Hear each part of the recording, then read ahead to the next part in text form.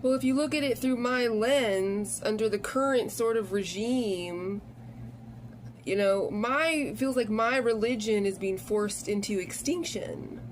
Because all of our grants, our divine grants, our fasdo, are being absorbed and just absconded and not even reallocated to us as far as I can tell. So, you know, this is how, you don't have a right to force my kind into extinction if by nature all men are created equal. So, you know, so this is how it comes to some kind of a scenario where the meek inherit the earth.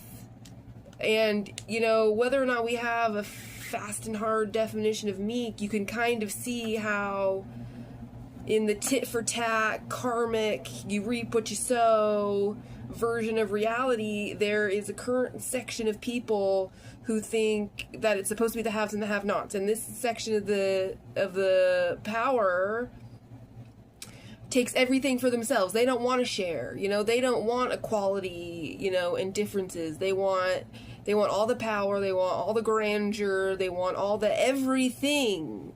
And, you know, and it can only end in the rest of us being driven into absolute poverty and slavery. And to that end, it doesn't not actually make sense unless they really are, like, infected with some kind of serpent mind.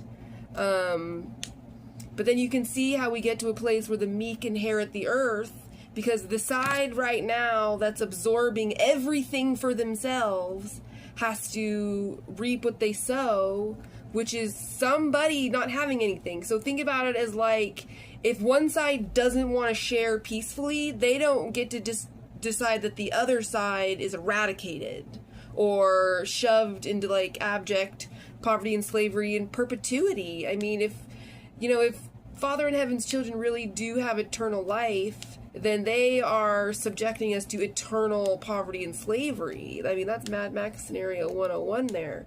So, I mean, that's why I think it has to come to some kind of cataclysm with some kind of sentient lion type situation that is so passively neutral to take out the side that doesn't want to share, that doesn't want to peacefully share with the other side. Because the rest of us can peacefully share. So it doesn't seem right that we should even have to put up with the side that doesn't want to peacefully share. It doesn't seem right that the side that doesn't want to peacefully share should be able to eradicate the rest of us or shove us down into, like, poverty forever. I mean, give me a freaking break.